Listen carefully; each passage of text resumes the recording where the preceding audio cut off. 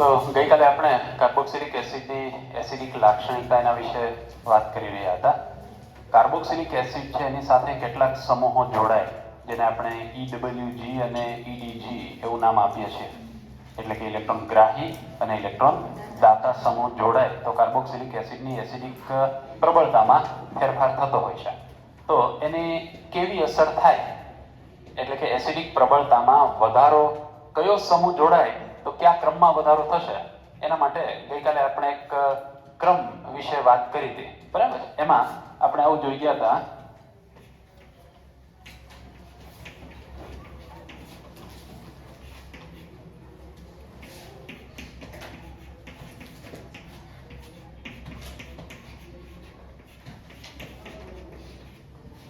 તો આનો અર્થ આપણે સમજવો છે.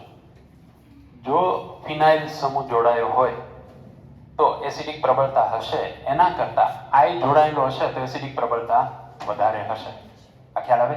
પછી Br જોડાય તો એના કરતા વધારે. એમ આપણે એમ કહી શકીએ, ધારો કે CH3COOH છે તો કાર્બોક્સિલિક એસિડમાં સૌથી પ્રબળ એસિડ આ છે.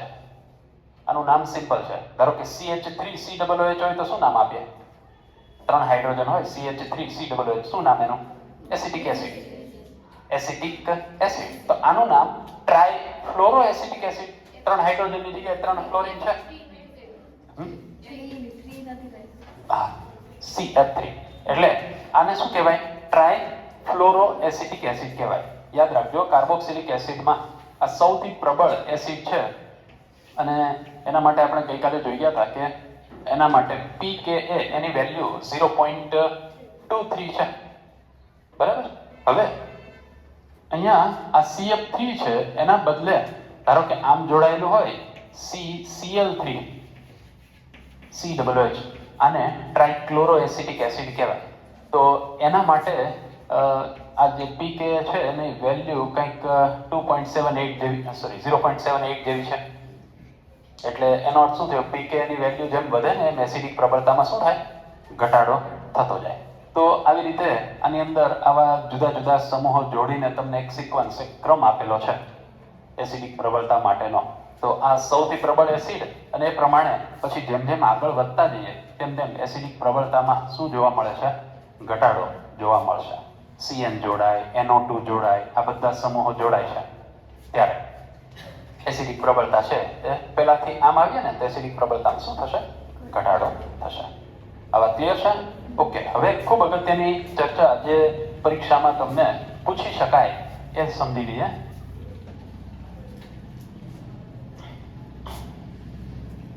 એક ફિનાઇલ સમૂહ અને એક વિનાઇલ સમૂહ. આ બંને સમૂહો જ્યારે COOH સાથે જોડાયેલા હોય ત્યારે એની એસિડિક પ્રબળતામાં કેવો ફેરફાર થાય છે, એટલે કે વધે છે કે ઘટે છે, એ આપણે સમજવું છે. તો ધ્યાન આપજો. અહીંયા CH2 double bond CH single bond C double bond OOH આમ છે.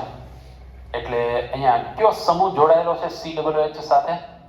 વિનાઇલ સમૂહ. તમને એટલી ખબર છે કે આટલા સમૂહને આ CH2 double bond CH single bond એને વિનાઇલ સમૂહ કહેવાય.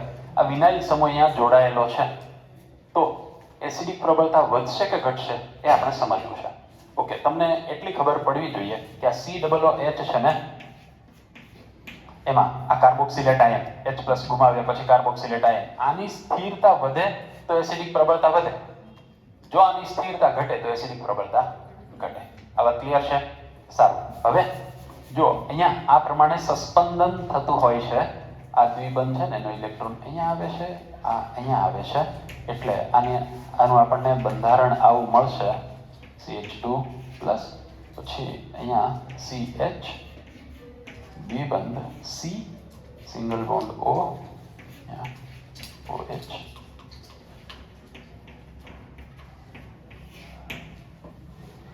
આમ થાય છે. સારું. મને કહો છે ઓક્સિજન ઉપર શું થયું? ઇલેક્ટ્રોનની ઘનતા વધી કે ઘટી સસ્પંદનના કારણે? વધી. આ ક્લિયર દેખાય છે? અહીંયા ઓક્સિજન ઉપર ઋણભાર હતો નહીં, પણ હવે જ્યારે સસ્પંદન થયું તો સસ્પંદનના કારણે ઓક્સિજન ઉપર પછી તો આ બે વચ્ચે સસ્પેન્શન થાય એટલે ઓવરઓલ આ ઓક્સિજન ઉપર ઇલેક્ટ્રોનની ઘનતા વધે. ઇલેક્ટ્રોનની ઘનતા વધે તો કાર્બોક્સિલેટ આયનની સ્થિરતામાં શું થશે? બિલકુલ નહીં. ઇલેક્ટ્રોનની ઘનતા વધે એટલે વીજભાર વધે, ને વીજભાર વધે એટલે સ્થિરતા એની ઘટે. તો એસિડિક પ્રબળતા ઘટવી જોઈએ.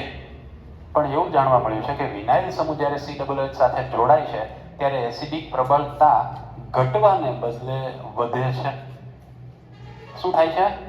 અહીંયા તમે સસ્પેન્શન એક અસર ખાલી જુઓ છો તો તમને એવું સ્પષ્ટપણે સમજાય કે સસ્પેન્શનના કારણે તો ઓક્સિજન ઉપરનો ઋણ વીજભાર વધ્યો.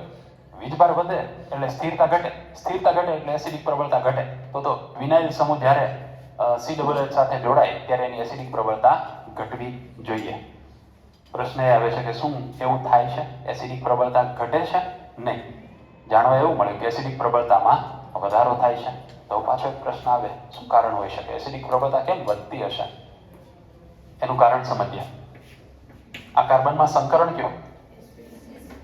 sp2. એક દ્વિબંધ આવ્યો એટલે sp2 જ હોય. sp2 સંકૃત કાર્બન. તમે એવું જાણો છો કે sp2 સંકૃત કાર્બન છે એ વધારે વિદ્યુત ઋણ હોય છે sp3 સંકૃત કાર્બન કરતા. એટલે કે આ કાર્બન છે એની વિદ્યુત ઋણતા વધારે. વિદ્યુત ઋણતા એટલે શું? ઇલેક્ટ્રોનને પોતાની તરફ ખેંચવાની વૃત્તિ.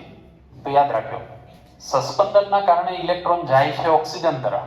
વિદ્યુત ઋણતાના કારણે ઓક્સિજનથી પાછો આવે છે કાર્બન તરફ. અને અહીંયા બેમાંથી જે અસર પ્રભાવી હોય એ મુજબ એસિડિક પ્રબળતામાં ફેરફાર થાય. તો સસ્પેન્શનના કારણે જે ઇલેક્ટ્રોન ઓક્સિજન તરફ ગયા છે એના એ જ પાછા વિદ્યુત ઋણતા sp2 સંકૃત કાર્બનની વિદ્યુત ઋણતાના કારણે કાર્બન તરફ આવે છે અને એ અસર વધારે પ્રબળ છે. એનો અર્થ એમ થયો કે ઓવરઓલ ઓક્સિજન ઉપર વીજભારમાં ઘટાડો થશે અને વીજભાર ઘટે તો સ્થિરતા વધે. સ્થિરતા વધે તો એસિડિક પ્રબળતા વધે. આ સેમ વસ્તુ આપણે અત્યારે અહીંયા સમજાવીને વિનાઇલ સમૂહમાં સમજાવી. એની જગ્યાએ ફિનાઇલ સમૂહ હોય તો પણ આ જ વસ્તુ થશે, કારણ કે ફિનાઇલના દરેક કાર્બન sp2 સંકૃત જ હોય છે. હવે ક્લિયર છે? તો આ એક કારણને ખૂબ સારી રીતે યાદ રાખજો કે ફિનાઇલ કે વિનાઇલ સમૂહ છે એ જ્યારે COOH સાથે જોડાય ત્યારે સસ્પેન્શનના કારણે એની એસિડિક પ્રબળતા છે એ ઘટવી જોઈએ. આમ છતાં એસિડિક પ્રબળતા વધે છે. શા માટે? તો શું સમજાવીશું? સસ્પેન્શનના કારણે કાર્બોક્સિલેટ આયનના ઓક્સિજન ઉપર ઋણ વીજભાર વધે છે, પરંતુ વધુ વિદ્યુત ઋણ sp2 સંકૃત કાર્બનના કારણે એના ઉપરની ઇલેક્ટ્રોન ઘનતા ઘટે છે, સ્થિરતા વધે છે, માટે એસિડિક પ્રબળતામાં વધારો થાય છે. ક્લિયર છે? ઓકે. હવે એક આપણે આમ તો વચ્ચે સમજી ગયા છીએ, છતાં પણ ફરી એક વખત ક્રમ પ્રમાણે જોઈએ ને તો ટેક્સ્ટ બુકમાં ક્રમ આવો આપેલો છે કે હવે એરોમેટિક કાર્બોક્સિલિક એસિડ હોય આ રીતે.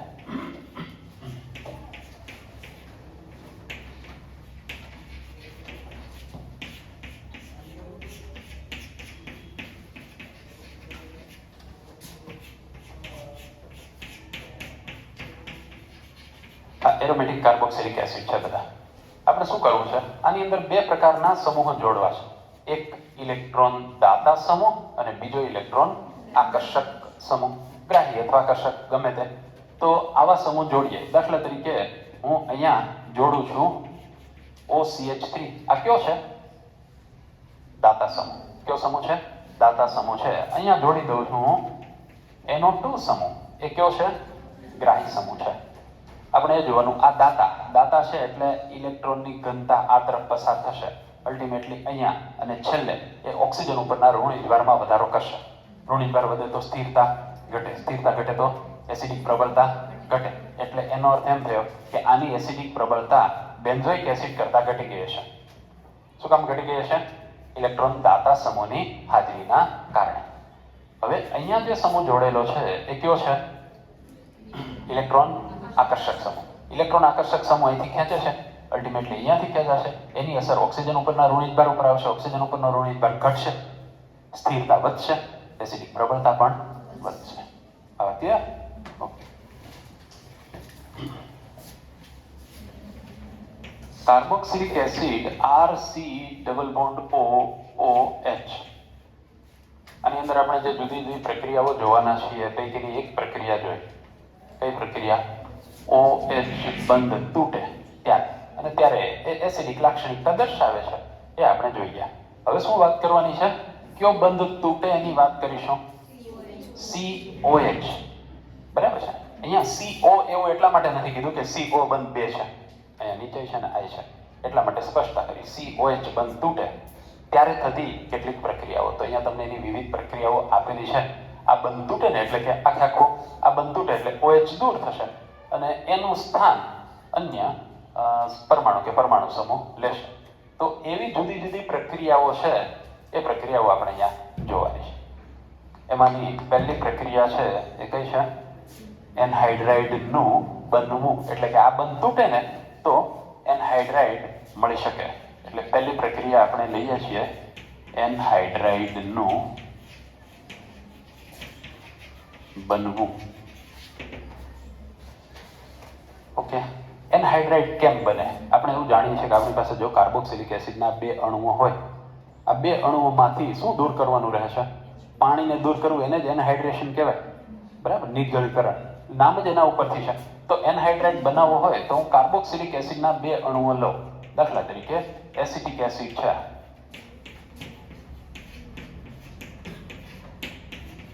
આ એસિટિક એસિડના બે અણુઓ, આમાંથી જો હું પાણી દૂર કરી શકું તો એનહાઇડ્રેટ બની જાય. અને પાણી દૂર કરવું છે એટલે કે એકમાંથી OH માઇનસ H2O આ દૂર કરવું છે. તેના માટે શું કરવાનું? આપણે કાર્બોક્સિલિક એસિડ લઈ લીધો, કયો? Acetic acid. એને સાંદ્ર સલ્ફ્યુરિક એસિડ સાથે અથવા તો P2O5 સાથે ગરમ કરવાનું છે. કોની સાથે? P2O5 અથવા કોની સાથે? સાંદ્ર H2SO4 સાથે. તો એ શું કરશે? પાણીને આકર્ષશે. એટલે આમાંથી પાણીનું અણુ દૂર થઈ જાય અને આપણને આવું મળે CH3, C double bond O C double bond O CH3. આનું નામકરણ કેવી રીતે કરવાનું? આનું નામ આવડે એટલે આનું નામ આવડે છે. આનું નામ છે ઇથેનોઇક એસિડ. બે અણુ ઇથેનોઇક ના છે તો આનું નામ ઇથેનોઇક, પાછળ એનહાઇડ્રેટ લગાડી દેવાનું, એસિડ કાઢીને ઇથેનોઇક એનહાઇડ્રેટ. ઓકે, તમે આનું સામાન્ય નામ એસિટિક એસિડ કહો તો આને એસિટિક એનહાઇડ્રેટ કહી શકાય. આ ક્લિયર છે? ઓકે, હવે ધારો કે આપણે અહીંયા બે જુદા જુદા અણુઓ લીધા, એક લઈએ બેન્ઝોઇક એસિડ અને બીજું લઈએ ઇથેનોઇક એસિડ. તો જુઓ,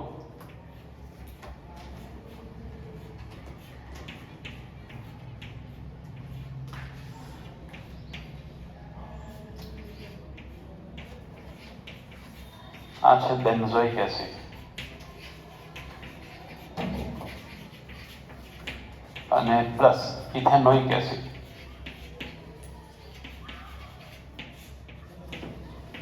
P2O5 એની હાજરી. તો આ CH3COOH આમ છે. આમાંથી આપણે અહીંયાથી આ H, આમાંથી OH લઈએ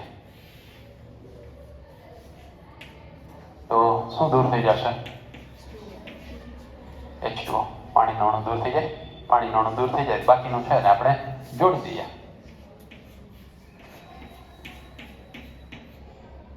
C double bond O C double bond O CH3. આનું નામ શું? બેન્ઝોઇક. જે બે એસિડ લીધા હોય ને બેનનો ઉલ્લેખ અહીંયા કરવાનો. Benzoic ethanoic anhydride. Benzoic ethanoic anhydride. Clear છે? ઓકે, તો આપણે એનહાઇડ્રાઇડનું બનવું, કાર્બોક્સિલિક એસિડ છે એમાંથી એનહાઇડ્રાઇડ કેવી રીતે બને છે? કાર્બોક્સિલિક એસિડના બે અણુ છે એમાંથી શું થાય છે? પાણીનો એક અણુ દૂર થાય છે ત્યારે એનહાઇડ્રાઇડ મળે છે.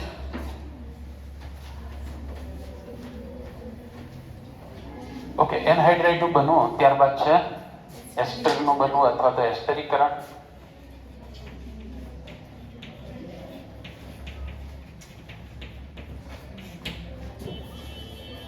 કાર્બોક્સિલિક એસિડની પ્રક્રિયા થાય કોની સાથે? કાં તો આલ્કોહોલ સાથે અથવા તો ફિનોલ સાથે, ત્યારે એમાંથી એસ્ટર બને છે. કોની સાથે પ્રક્રિયા થાય કાર્બોક્સિલિક એસિડની?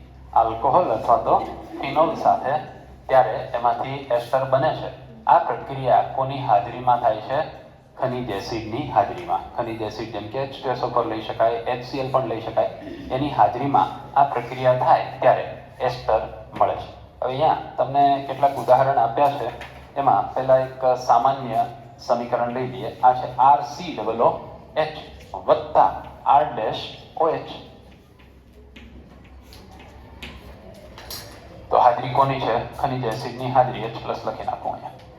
તો જો આ આલ્કોહોલ અને આ કાર્બોક્સિલિક એસિડ, યાદ રાખજો, આલ્કોહોલમાંથી H અને કાર્બોક્સિલિક એસિડમાંથી OH, એમ આ પાણીનો અણુ એ દૂર થાય છે અને બાકી વધે છે R, C, double bond O, O, R'. આને આપણે શું કહીએ છીએ? એસ્ટર કહીએ છીએ. તો આ પ્રક્રિયાનું નામ એસ્ટરીકરણ અથવા તો એસ્ટરનું બનવું એવું કહી શકાય.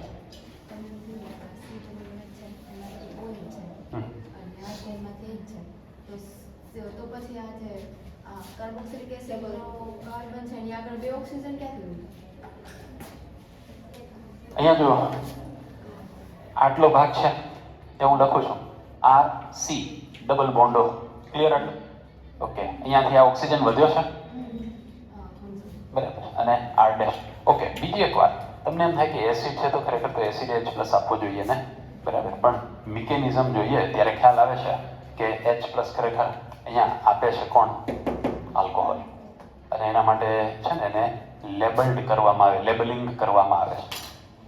બરાબર, લેબલિંગ કરવું એટલે નોર્મલી ઓક્સિજન 16 હોય છે, એના સમસ્થાનિક હોય ને 16, 17 ને 18 એમાંથી ઓક્સિજન 18 નો ઉપયોગ કરી અને પછી જોવામાં આવ્યું. અહીંયા ઓક્સિજન 18 રાખ્યો, જો આમાંથી OH વયો જતો હોય તો ઓક્સિજન 18 દૂર થઈ જવો જોઈએ, પણ આ ઓક્સિજન 18 લીધો ને એ પાછો આમાં જોવા મળ્યો. એનો અર્થ એમ થયો કે એને ખાલી શું આપ્યું છે? H આપ્યું છે, OH નહીં. સારું, તો આ એસ્ટરીકરણ થયું. તમને અહીંયા એસ્ટરીકરણની ક્રિયાવિધિ આપેલી છે એટલે આપણે એ સમજીએ એસ્ટરીકરણની ક્રિયાવિધિ. જો RC double bond O, OH, આ કાર્બોક્સિલિક એસિડ છે. એસિડની હાજરીમાં પ્રક્રિયા થાય છે એટલે પહેલો એટેક કોણ કરશે? H+. કોણ કરશે?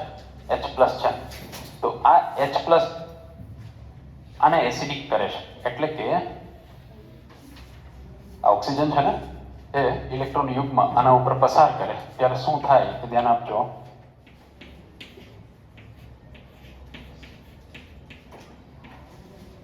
આ H+ અહીંયા આવ્યો, આની પાસે આવી રીતે બે અબંધકારક ઇલેક્ટ્રોન યુગ્મ હતા.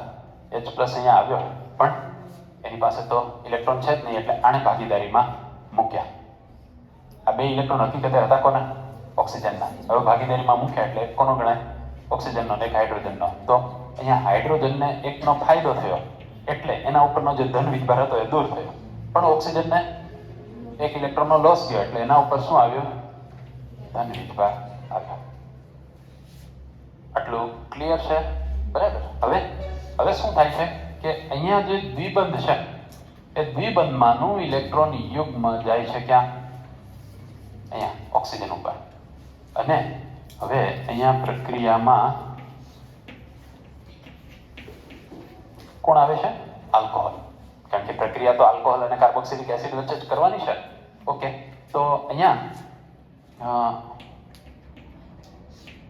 R, પછી આ C, single bond O, H, પછી અહીંયા આવી રીતે બે ઇલેક્ટ્રોન આવી ગયા, ધન વીજભાર આવ્યો ક્યાં? કાર્બન ઉપર, અહીંયા OH. તો હવે અહીંયા જે કાર્બન ઉપર ધન વીજભાર આવે છે ને ત્યાં આ ઓક્સિજનનો એટેક થશે, કારણ કે ઓક્સિજન પાસે બે અબંધકારક ઇલેક્ટ્રોન યુગ્મ ખરા. એટલે અહીંયા હવે કોણ આવી ગયું? આ બે OH આમ મેં ઉપર લખ્યા છે ને એને હું કદાચ આમ લખી નાખું તો કઈ વાંધો નહીં. ઓકે, ને અહીંયા જોડાઈ ગયો ઓક્સિજન, એની સાથે આ હાઇડ્રોજન પણ છે, એની સાથે R' પણ છે. તમે એવું કહી શકો કે ઓક્સિજનને એક ઇલેક્ટ્રોનનો લોસ થશે એટલે અહીંયા આવશે હવે ધન વીજભાર અને અહીંયાથી ધન વીજભાર દૂર થશે. ચલો, આટલું ક્લિયર છે બધાને? અહીંયા આના ઉપર ધન વીજભાર આવ્યો હતો, બરાબર. એ ધન વીજભાર દૂર થઈ ગયો કારણ કે આને અહીંયા ઇલેક્ટ્રોન આપ્યો, અને ઓક્સિજન ઉપર છે ધન વીજભાર આવશે. ઓકે, હવે પ્રોટોન સ્થાનાંતરણ થાય છે. એટલે કે અહીંયાથી ઇલેક્ટ્રોન યુગ્મ આના ઉપર જાય છે અને આ H+ એ આના ઉપર સ્થાનાંતરણ પામે છે. એટલે હવે શું થશે જુઓ, R C પછી અહીંયા OH પછી અહીંયા ઓક્સિજન. હવે એના ઉપરનો ધન વીજભાર દૂર થયો, અહીંયા OH2 અને આના ઉપર પ્લસ વીજભાર. આટલું ક્લિયર છે? ઓકે, હવે અહીંયાથી -H2O એટલે કે પાણીનો અણુ દૂર થાય છે અને આ બંને ઇલેક્ટ્રોન ઓક્સિજન સાથે દૂર થાય એટલે ઓક્સિજન બન્યો તટસ્થ. પાણીનો અણુ દૂર થઈ ગયો, પણ કાર્બન ઉપર હવે કયો વીજભાર આવશે?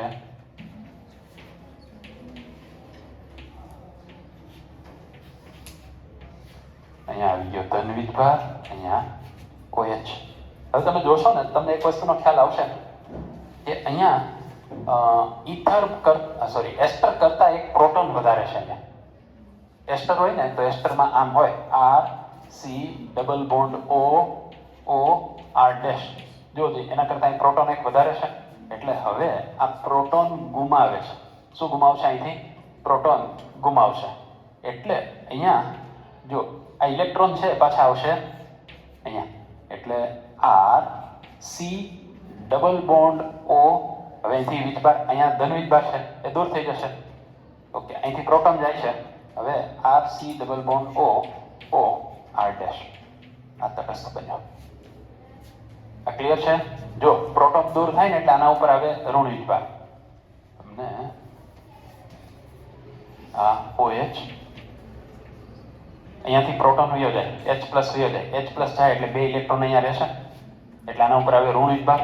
હવે બે ઇલેક્ટ્રોન અહીં ભાગીદારીમાં મૂકે એટલે આને ખોટ ગઈ તો આનો ધન વીજભાર. આનો ધન વીજભાર દૂર થઈ ગયો એટલે એ રીતે અહીંયા દ્વિબંધ બનશે અને નિબંધ મળશે એસ્ટર. તો આ એસ્ટરીકરણની ક્રિયાવિધિ છે. શું કહેવાય છે આને? એસ્ટરીકરણની ક્રિયાવિધિ અથવા તો મિકેનિઝમ.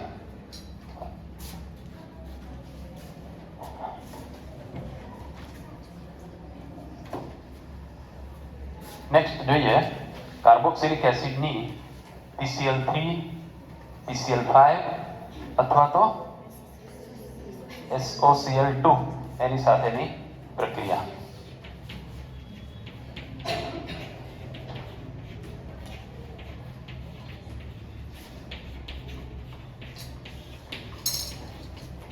PCl3 PCl5 અથવા SOCl2 સાથે પ્રક્રિયા. જો કાર્બોક્સિલિક એસિડ એટલે RC ડબલ બોન્ડ OH. તમને યાદ છે કે આલ્કોહોલ છે એની સાથે આપણે આ બધાની પ્રક્રિયા જોઈ ગયા છે. યાદ છે? હેલો આલ્કેનની બનાવટમાં તો આ બધી જ પ્રક્રિયાઓ છે એ સેમ જેમ આલ્કોહોલ સાથે પ્રક્રિયા કરે છે એમ અહીંયા પણ OH દૂર થશે અને એનું સ્થાન કોણ લેશે? Cl લેશે. તો અહીંયા PCl3 સાથે પ્રક્રિયા કરીએ ત્યારે RC double bond O Cl acyl chloride આવી નિપજ મળશે. ઓકે, સાથે સાથે એક નિપજ H3PO3 મળશે. સંતુલિત કરવું હોય તો કરી શકાય. અને 3 લખી નાખીએ અને અહીંયા 3 કરી નાખો એટલે સમીકરણ સંતુલિત થયું. ત્યાર પછી બીજી પ્રક્રિયા જુઓ. RC double bond OH plus PCl3 છે એની જગ્યાએ શું કરીએ છીએ આપણે? PCl5 કરીએ. નિપજ સેમ રહેશે. RC double bond O Cl એટલે કે એસાઇલ હેલાઇડ જ મળે છે નિપજ તરીકે. પણ સાથે અહીંયા એક HCl મળે છે અને બીજું POCl3 ફોસ્ફરસ ઓક્સીક્લોરાઇડ આવી નિપજ મળશે. આ જ રીતે આપણે RC ડબલ બોન્ડ OH અને એની પ્રક્રિયા SOCl2 એટલે કે થાયોનાઇલ ક્લોરાઇડ સાથે કરીએ તો અહીંયા મળશે RC C double bond O Cl એટલે કે acyl chloride plus SO2 plus HCl આવી નિપજ મળશે.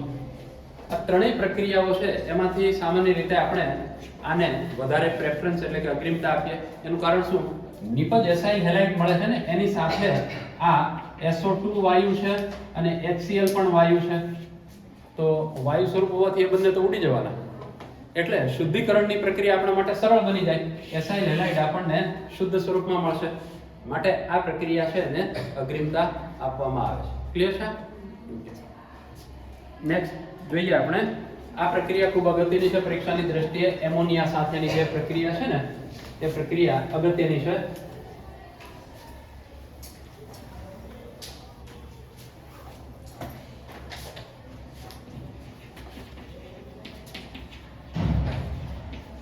હવે જુઓ, તમને એક ખ્યાલ છે કે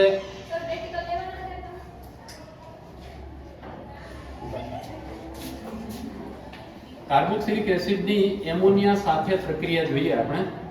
RCOOH આ કાર્બોક્સિલિક એસિડ. કાર્બોક્સિલિક એસિડ નામમાં જ ખબર પડે આપણે કે એનો સ્વભાવ કેવો છે, એસિડિક સ્વભાવ. અને આપણે સારી રીતે જાણીએ છીએ કે એમોનિયા બેઝિક સ્વભાવ ધરાવે. એસિડ બેઝ વચ્ચે પ્રક્રિયા થાય એટલે ક્ષાર બને જે આપણે જાણીએ છીએ. તો અહીંયા નિપજ આપણને મળશે RCOONH4 પ્લસ. શું મળશે?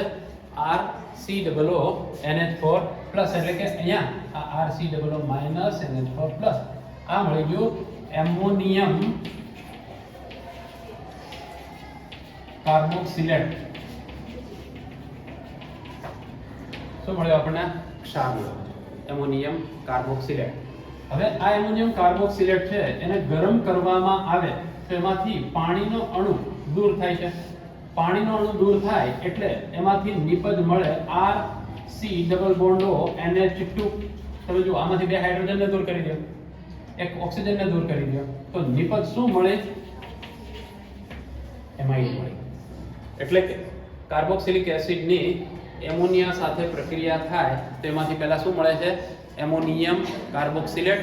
એમોનિયમ કાર્બોક્સિલેટમાંથી પાણીનો અણુ દૂર થાય તો એમાંથી કઈ નિપજ મળે છે આપણને?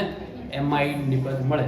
અહીંયા આપણે ઉદાહરણ તરીકે લઈ શકીએ જેમ કે CH3COOH પ્લસ એમોનિયા. તો એમાંથી મળે આપણને CH3COONH4 પ્લસ.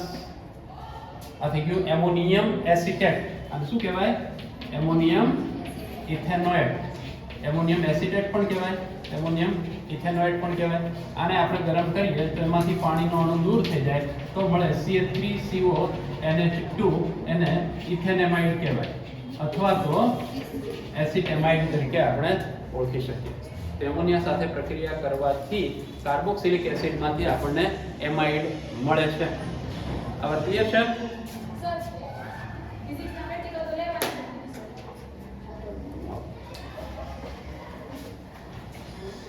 સારું, એક પ્રક્રિયા જોઈ પછી આપણે એક એરોમેટિક કાર્બોક્સિલિક એસિડ સાથેની પ્રક્રિયા જોઈએ.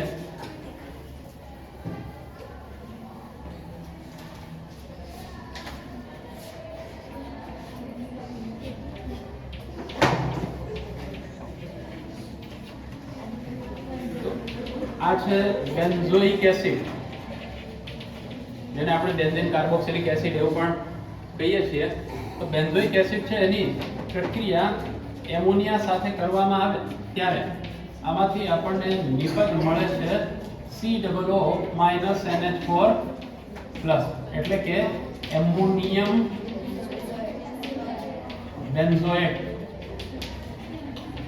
અને આ એમોનિયમ બેન્ઝોએટ છે એને જ્યારે ગરમ કરવામાં આવે પાણીનો અણુ દૂર થશે અને નિપજ મળશે CONH2, જેને આપણે કહીએ બેન્ઝેમાઇડ અથવા તો બેન્ઝામાઇડ. આવી રીતે એમાઇડ મેળવી શકાય. હવે અગત્યની પ્રક્રિયા આવે છે એ જોઈએ. એ છે થેલિક એસિડ સાથે એમોનિયાની પ્રક્રિયા.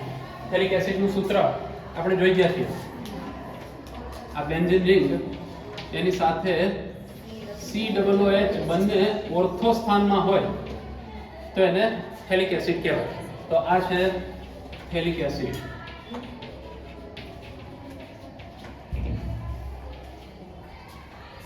થેલિક એસિડની 2 મોલ એમોનિયા સાથે પ્રક્રિયા કરીએ ત્યારે COO NH4 અને અહીંયા પણ COO NH4 આને કહેવાય એમોનિયમ થેલેટ. શું નિપજ મળે છે? એમોનિયમ થેલેટ નિપજ તરીકે મળે. હવે આને જ્યારે ગરમ કરવામાં આવે ત્યારે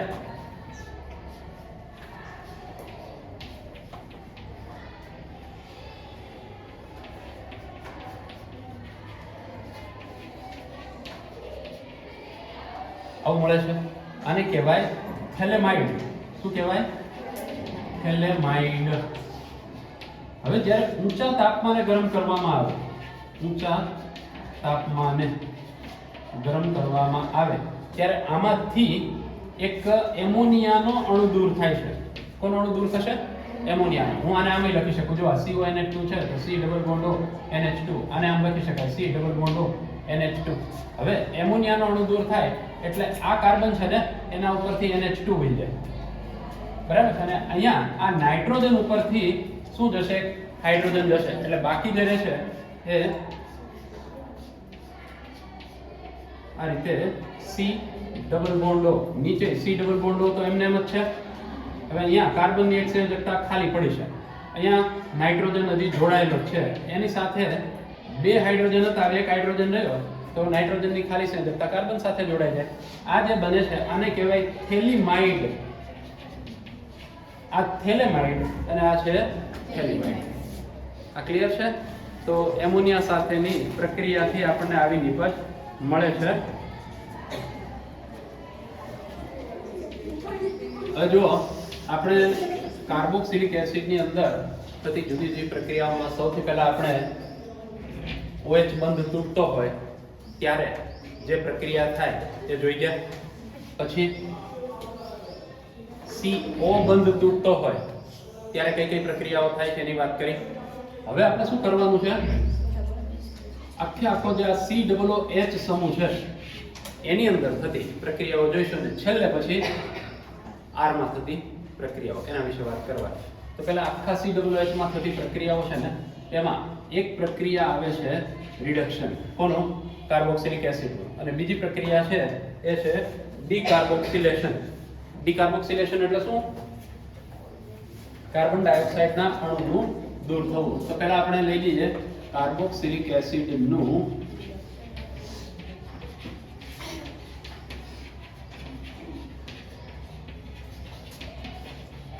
રિડક્શન. સારું. કાર્બોક્સિલિક એસિડ RCOOH સામાન્ય રીતે રિડક્શન કરતા આપણે જાણતા જ હોઈએ છીએ, જેમ કે લિથિયમ એલ્યુમિનિયમ હાઇડ્રેટ છે એ સારું રિડક્શન કરતા છે, પણ પ્રમાણમાં મોંઘો રિડક્શન કરતા છે એ આપણે જાણીએ છીએ. કાર્બોક્સિલિક એસિડનું રિડક્શન લિથિયમ એલ્યુમિનિયમ હાઇડ્રેટ એના વડે થઈ શકે છે, અથવા B2H6 જેને આપણે કહીશું ડાયબોરેન. આ બેમાંથી કોઈ પણ રિડક્શન કરતા વડે જ્યારે કાર્બોક્સિલિક એસિડનું રિડક્શન કરવામાં આવે ત્યારે નિપજ શું મળે છે?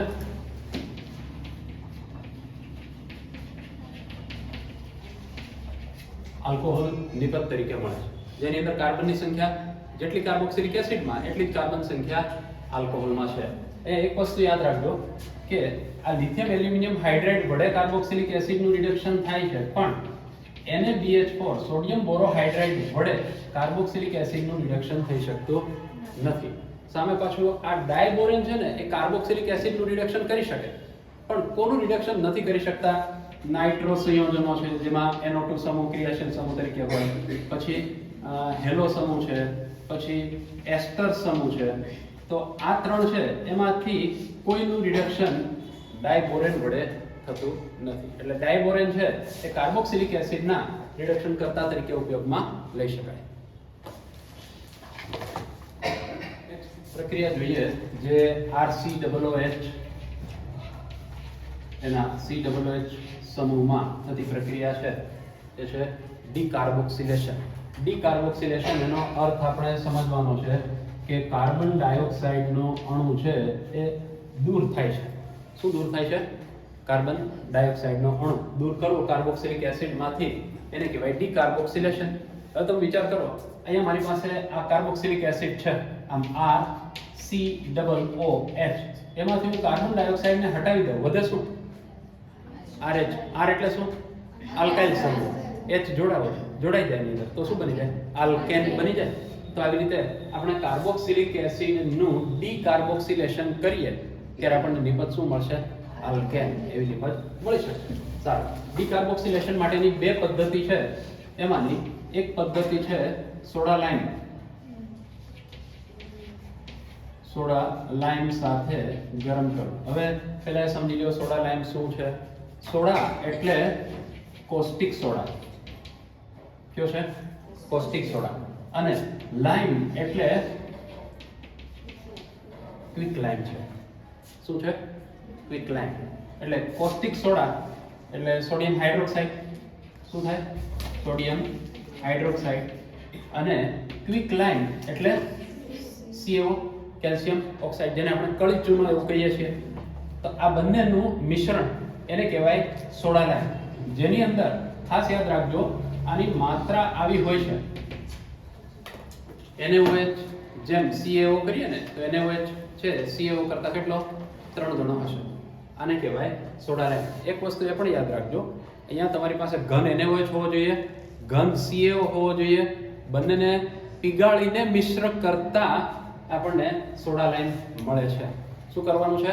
બંનેને પીગાળીને મિશ્ર કરવાનું છે, ત્યારે સોડા લાઇમ મળશે. આનો ઉપયોગ કરી અને આપણે કાર્બોક્સિલિક એસિડનું ડીકાર્બોક્સિલેશન કરી શકીએ.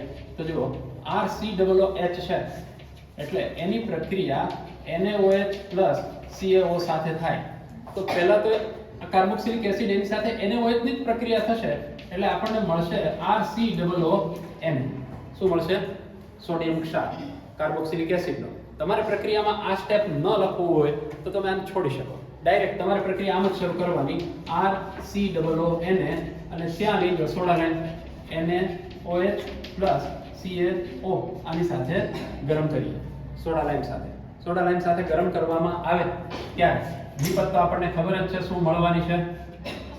RH. શું મળશે? RH. અને આ Na2CO3 સ્વરૂપે દૂર થઈ જાય.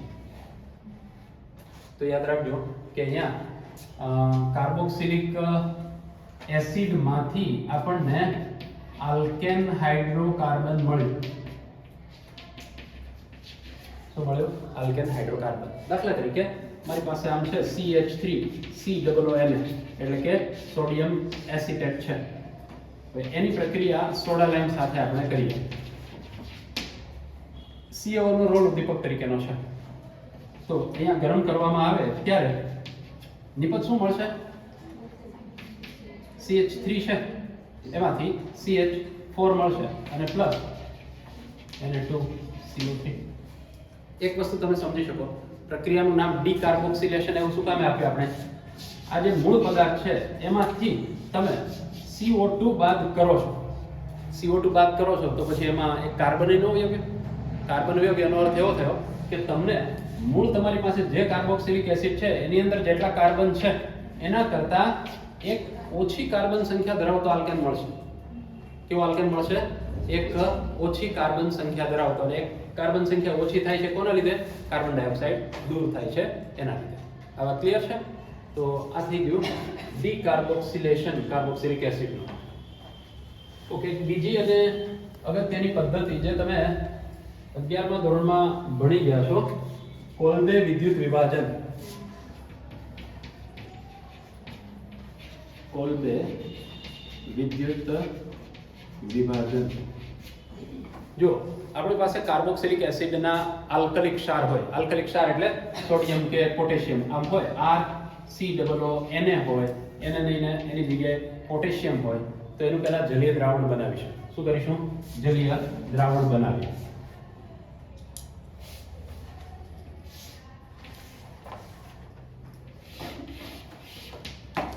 આની અંદર આપણે જલીય દ્રાવણ લીધું છે કાર્બોક્સિલિક એસિડના કયા ક્ષારનું? સોડિયમ કે પોટેશિયમ ક્ષાર એનું જલીય દ્રાવણ લીધું છે. જલીય દ્રાવણ લઈએ એટલે શું થાય?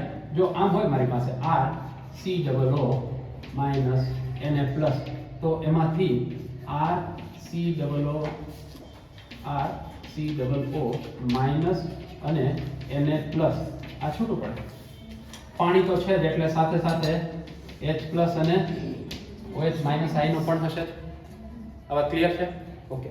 આની અંદર બે વિદ્યુત ધ્રુવ ડુબાડ્યા પાત્રની અંદર, એનોડ અને કેથોડ. ઓકે, એની સાથે આપણે બેટરી જોડેલી છે.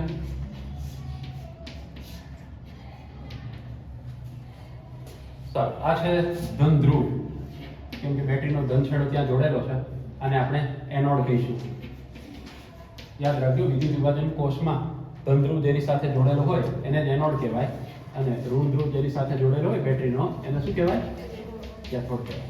સ્વાભાવિક છે કે ધન ધ્રુવ તરફ ઋણ આયનો આકર્ષાય, એટલે આની અંદર આ RCOO માઇનસ છે એ અને OH માઇનસ આપણે જાણીએ બે વચ્ચે હરીફાઈ થશે, એટલે એમાં RCOO માઇનસ છે એ આના ઉપર એટ્રેક્ટ થાય છે. કોણ એટ્રેક્ટ થાય છે? RCOO minus. RCOO માઇનસ છે એ એનોડ ઉપર જાય, RCOO માઇનસ આ એનોડ ઉપર જાય છે, આકર્ષાય. શું કામ? એના ઉપર ઋણ ભાર, અને આ કયો ધ્રુવ છે? ધન ધ્રુવ છે. એ એનોડ ઉપર જાય એટલે ઇલેક્ટ્રોન ગુમાવે. શું થશે? ઇલેક્ટ્રોન ગુમાવે એટલે આ RCOO મુક્ત મૂલક મળશે. યાદ રાખજો, અહીંયા આ બે RCOO માઇનસ છે, હું અહીંયા લખું બે વખત RCOO માઇનસ અને RCOO માઇનસ, એટલે અહીંયા આવી રીતે આની પાસેથી એક ઇલેક્ટ્રોન આ લેશે, આની પાસેથી એક ઇલેક્ટ્રોન લઈ લેશે. હવે ક્લિયર છે? એટલે આ બન્યું શું? RCOO મુક્ત મૂલક બન્યો. આ ખાસ યાદ રાખજો, અહીંયાથી બે ઇલેક્ટ્રોન દૂર થયા, આ બે RCOO છે. આ સમજાય છે? RCOO માઇનસ હોય ને એટલે આમ હોય RCOO માઇનસ. આ માઇનસ વીજભાર શું કામ? એક વધારાનો ઇલેક્ટ્રોન છે માટે. આ ઇલેક્ટ્રોન તો લઈ લીધો એનોડે, આવો બીજો અણુ છે તો એની પાસેથી આમ લઈ લીધો ઇલેક્ટ્રોન RCOO.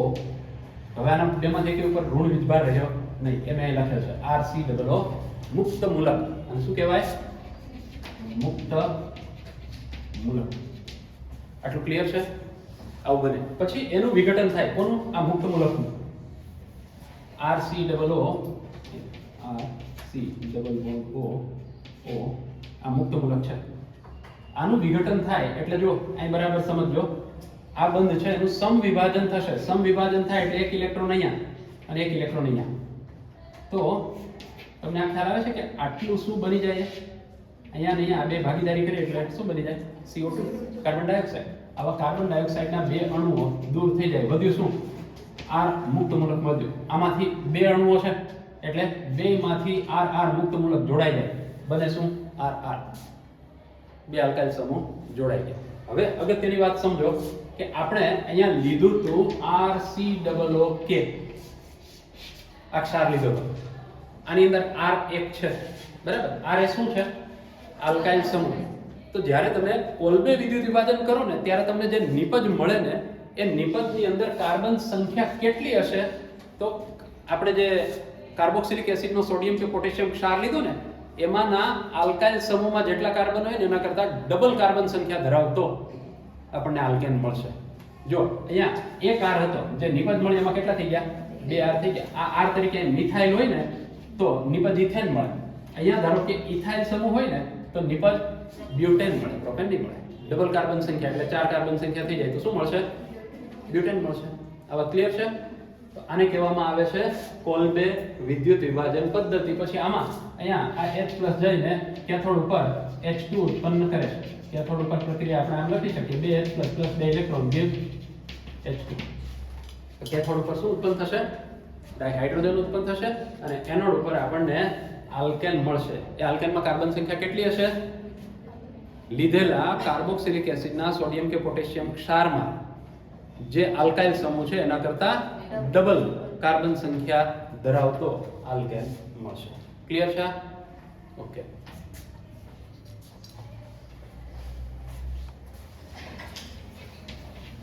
કાર્બોક્સિલિક એસિડની અંદર અહીં સુધીની બધી જ પ્રક્રિયાઓ આપણે જોઈ ને આવી રીતે પહેલા આ બંધ તૂટે ત્યારે થતી પ્રક્રિયા, પછી આ બંધ તૂટે ત્યારે થતી પ્રક્રિયા, પછી આખા COOH સમૂહમાં થતી પ્રક્રિયાઓ. બાકી શું રહ્યું છે? R આલ્કાઇલ સમૂહ. કાર્બોક્સિલિક એસિડનો કયો સમૂહ? આલ્કાઇલ સમૂહ છે. એની અંદર થતી પ્રક્રિયાઓ છે એ આપણે જોવાની છે. તે સમજીએ. એમાં એક પ્રક્રિયા છે જેનું નામ છે હેલ-વોલ્હાર્ડ-ઝેલિન્સ્કી.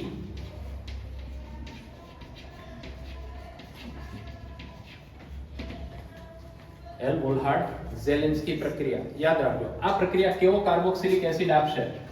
આલ્ફા હાઇડ્રોજન ધરાવતા કાર્બોક્સિલિક એસિડ. આ પ્રક્રિયા આપે છે. આલ્ફા હાઇડ્રોજન કોને કહેવાય? દાખલા તરીકે આમ લખું CH3COOH. તો તમને ખ્યાલ છે કે આ COOH ક્રિયાશીલ સમૂહ અને એનો પડોશી કાર્બન એટલે આલ્ફા. એના ઉપર એટલીસ્ટ એક હાઇડ્રોજન હોવો જોઈએ, બરાબર છે? કારણ કે એનું સ્થાન હેલોજન લેશે. હેલોજનમાં પણ કોણ? ક્લોરીન અને બ્રોમિન છે એ એનું સ્થાન લઈ શકે હેલ-વોલ્હાર્ડ-ઝેલિન્સ્કી પ્રક્રિયામાં. તો અહીંયા આ P4 એટલે કે લાલ ફોસ્ફરસ છે એની હાજરીમાં પ્રક્રિયા કોની સાથે થાય છે? કાં તો Cl2 સાથે અથવા તો અલ્પ માત્રામાં લાલ ફોસ્ફરસ લેવાનો છે. એની હાજરીમાં Cl2 અથવા તો Br2 સાથે પ્રક્રિયા થાય ત્યારે આ Cl2 કે Br2 છે એમાંનો Cl કે Br જોડાય છે ક્યાં? આ આલ્કાઇલ સમૂહમાં, એટલે કે આલ્ફા કાર્બન હોય ને એની સાથે. એટલે અહીંયા આ મળશે CH2. અહીંયા ધારો કે Cl2 લીધું છે તો Cl, Br2 લીધું હોય તો Br અને આ COOH આમ થશે, બરાબર છે? એટલે ક્યાં જોડાયો હેલોજન? આલ્ફા કાર્બન પર હાઇડ્રોજનના સ્થાને હેલોજન જોડાય છે. આને કહેવાય છે હેલ-વોલ્હાર્ડ-ઝેલિન્સ્કી પ્રક્રિયા. નામ મોટું છે, કામ નાનું એવું છે, બરાબર? આલ્ફા કાર્બન છે એના ઉપર એક હેલોજન છે એ આવીને જોડાશે. ઓકે, ચાલો. તો આ થઈ ગઈ હેલ-વોલ્હાર્ડ-ઝેલિન્સ્કી પ્રક્રિયા. ત્યાર પછી હવે છેલ્લે આપણે પ્રક્રિયા લઈ લઈએ વલય વિસ્થાપન.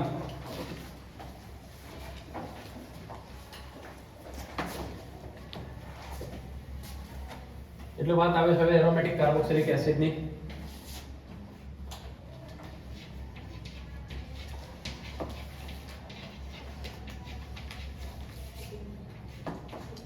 વલય વિસ્થાપન એટલે ખરેખર તો આ પ્રક્રિયા કઈ છે? ઇલેક્ટ્રોન અનુરાગી એરોમેટિક વિસ્થાપન પ્રક્રિયા છે. તો આ બેન્ઝીન રિંગ એના ઉપર COOH જોડાયેલો છે, આ બેન્ઝોઇક એસિડ છે. વલય વિસ્થાપન એની અંદર તમને એક પ્રક્રિયા આપી છે નાઇટ્રેશન, અને નાઇટ્રેશન માટે લેવાનું છે આપણે નાઇટ્રેટિંગ મિક્સચર એટલે કે સાંદ્ર HNO3 પ્લસ સાંદ્ર H2SO4. તો નાઇટ્રેશન થાય ત્યારે આપણે એક અગત્યની વાત યાદ રાખવી જોઈએ કે COOH સમૂહ છે એ ઇલેક્ટ્રોન આકર્ષક સમૂહ છે. એટલે બેન્ઝીન વલયમાંથી ઇલેક્ટ્રોનને પોતાની તરફ ખેંચે તો પછી ઇલેક્ટ્રોન અનુરાગી છે એનો એટેક છે થોડોક મુશ્કેલ તો બનવાનો જ છે. એટલે આપણે એમ કહી શકીએ કે ઇલેક્ટ્રોન અનુરાગી એરોમેટિક વિસ્થાપન માટે COOH સમૂહ એ અક્રિયકારક સમૂહ છે. એટલે કે આ બેન્ઝીન વલયને થોડી ક્રિયાશીલતામાં ઘટાડો કરે છે. ઓકે, અને આવા ઇલેક્ટ્રોન આકર્ષક સમૂહ મેટા સ્થાન નિર્દેશક સમૂહ હોય છે. માટે નવો આવનાર નાઇટ્રો સમૂહ ક્યાં આવશે? મેટા સ્થાનમાં. નિપજ શું મળશે? Meta nitro benzoic acid. શું મળશે નિપજ? Meta nitro benzoic acid. Clear છે? ઓકે, એવી રીતે તમને એક બીજી પ્રક્રિયા આપી છે તે છે બ્રોમિનેશન બેન્ઝોઇક એસિડનું. આ બેન્ઝોઇક એસિડ બ્રોમિનેશન કરવા માટે એની પ્રક્રિયા Br2 અને સાથે FeBr3 શું લેવાનું છે? Br2 FeBr3. ઓકે, તો એ FeBr3 અહીંયા લुईस એસિડ તરીકે વર્તશે અને Br+ આપશે. તો COOH આપણે જાણીએ છીએ મેટા સ્થાન નિર્દેશક જ છે. માટે Br જોડાશે તો ક્યાં જોડાશે? મેટા સ્થાનમાં. એટલે મળશે મેટા બ્રોમો બેન્ઝોઇક એસિડ.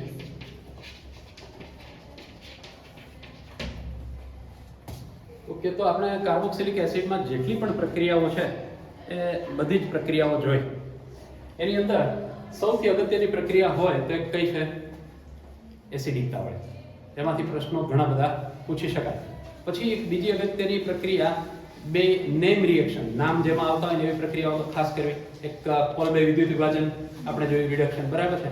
અને બીજું હેલ્મ વોલહાર્ડ ઝેલિન્સ્કી પ્રક્રિયા, એ પણ તમારે સારી રીતે યાદ રાખવાની છે, બરાબર છે. આમાં સાહેબ 2 માર્કમાં એ પ્રશ્ન પૂછી શકાય એવા છે. સારું, હવે આપણે એક લખાણ સંબંધિત પ્રશ્ન આપેલો છે એ જોઈ લઈએ.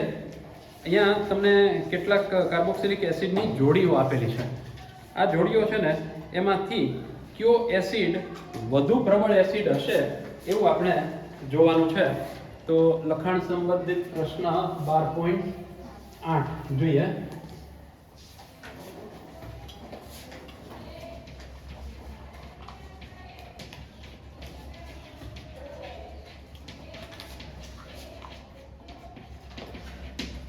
સારું, એમાંથી પહેલી જોડી આપણે લખીએ છીએ CH3 CO2H. તો CO2H લખો કે COOH લખો, બધું એક જ છે. અને સાથે CH2F CO2H, CH2F CO2H. હવે જો હકીકતે બેના બંધારણ લખો ને એટલે શું ફરક છે ને તમને ક્લિયરલી ખબર પડશે. આ CH3 C, અહીં COOH આખું લખું છું, પછી અહીંયા લખું C. શું ફેરફાર કર્યો છે જોઈ લો તમે. અહીંયા એક હાઇડ્રોજન છે, એની જગ્યાએ શું લઈ આવ્યા આપણે? ફ્લોરિન લઈ આવ્યા, બરાબર. હવે તમે જાણો છો કે ફ્લોરિન છે એ ઇલેક્ટ્રોન આકર્ષક સમૂહ છે. ઇલેક્ટ્રોન આકર્ષક હોય એટલે શું થાય કે COO માઇનસ ઉપરનો જે ઋણ વીજભાર આવશે જ્યારે H+ ગુમાવશે ત્યારે એ ઋણ વીજભાર છે એ કંઈક અંશે એની સાથે શેર કરી લેશે ફ્લોરિન. એટલે કે COO ઉપરનો ઋણ વીજભાર થોડા ઘણા અંશે ઘટશે, એટલે કે એની સ્થિરતા વધશે. સ્થિરતા વધે એટલે એસિડિક પ્રબળતા વધે. તો આ બંનેમાંથી કોણ વધારે એસિડિક છે એ આપણે કહી શકીએ. કોણ? CH2F COOH. હવે જુઓ અહીંયા આ એક જોડકો આપેલો છે આપણને 2 કાર્બોક્સિલિક એસિડનો. આમાંથી કોની એસિડિક લાક્ષણિકતા વધારે છે નક્કી કરવું તો CH2F આ COOH. અહીંયા ફરક કેટલો છે? CH2Cl COOH. હવે તમને પેલો ક્રમ છે યાદ છે ને? આવી રીતે આપણે જોઈ ગયા હતા. F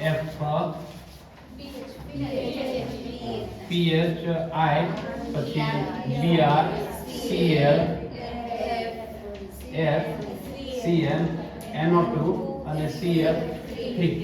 આ આપણે જાણ્યું છે. આ એસિડિક પ્રબળતા વધારવાનો ક્રમ છે. હવે Cl અને F એ બેમાંથી એસિડિક પ્રબળતા વધુ કોણ વધારશે? Naturally F. એટલે અહીંયા F આવેલો છે, આની અંદર અહીંયા Cl છે. પોઝિશન બેની એક સરખી જ છે, એક સમતુલ્ય સ્થાન ઉપર છે. માટે એસિડિક પ્રબળતા કોની વધારે? ક્લોરો એસિટિક એસિડની. કોના કરતા? ક્લોરો એસિટિક એસિડ કરતા. નેક્સ્ટ જોઈએ આપણે CH2F CH2 COOH. CH2F પછી CH2 COOH અને બીજું જોઈએ CH2 Cl નહીં CH3 CHF CH2 CH3 CHF CH2 પછી ઓકે. આ કેટલી સિમ્પલ વાત છે. જો આમાં તમારે અંતર જોવાનું છે ફ્લોરિનનું. શું જોવાનું છે? અંતર. તો આ CH2F પછી અહીંયા CH2 પાછું CH2 અને COOH. અહીંયા CH3 CHF CH2 COOH. આની અંદર જો આ COOH એનાથી આ બીજો ત્રીજો અને ચોથો કાર્બન એના ઉપર ક્લોરીન છે, બરાબર. આની અંદર આ COOH એનાથી આ બીજો અને ત્રીજા જ કાર્બન ઉપર ફ્લોરિન છે. એનો અર્થ શું થયો અહીંયા ફ્લોરિનનું અંતર COOH થી ઓછું છે, જ્યારે અહીંયા અંતર કેવું છે? વધારે છે. ઓછું અંતર છે તો આના ઉપરના ઇલેક્ટ્રોનની ઘનતામાં ઘટાડો આ વધારે કરશે, જ્યારે આ ઓછો. એનો અર્થ એમ થયો કે આ વધુ સ્થિરતા પ્રાપ્ત કરી શકે COO-, માટે એની એસિડિક પ્રબળતા કેવી થશે? પ્રમાણમાં વધુ થશે. સારું, નેક્સ્ટ જોઈએ. CF3 છે ને એકમાં છે CH3. ઓકે, તો બેન્ઝોઇક એસિડ છે એના પેરા સ્થાન ઉપર એકમાં મિથાઇલ સમૂહ છે અને એકમાં ટ્રાઇફ્લોરોમિથાઇલ સમૂહ છે.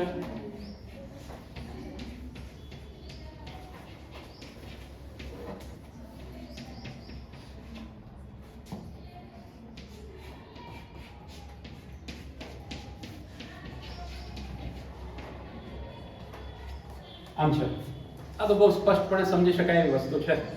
આની અંદર મિથાઇલ સમૂહ આવેલો છે, જ્યારે એની અંદર ટ્રાઇફ્લોરોમિથાઇલ સમૂહ છે. આની પાસે 3 ફ્લોરિન છે. કેટલા? 3 ફ્લોરિન છે.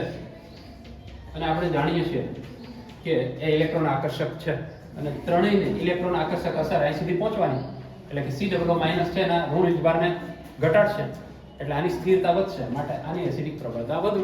આની અંદર તો 3 હાઇડ્રોજન છે. ક્લિયર છે? તો આ લખાણ સંબંધિત પ્રશ્ન જોયા પછી હવે છેલ્લો એક મુદ્દો જોઈ લઈએ આપણે, કાર્બોક્સિલિક એસિડના ઉપયોગો.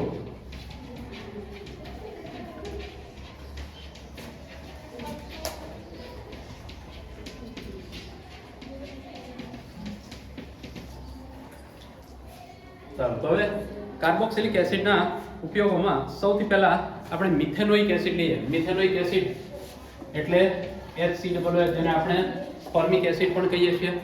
તો એનો ઉપયોગ રબરમાં, રંગકમાં, કાપડમાં, પછી ઇલેક્ટ્રોપ્લેટિંગમાં, જેને આપણે ઢોળ ચડાવો કહીએ છીએ ને, એ બધામાં મિથેનોઇક એસિડ છે એ ઉપયોગી છે.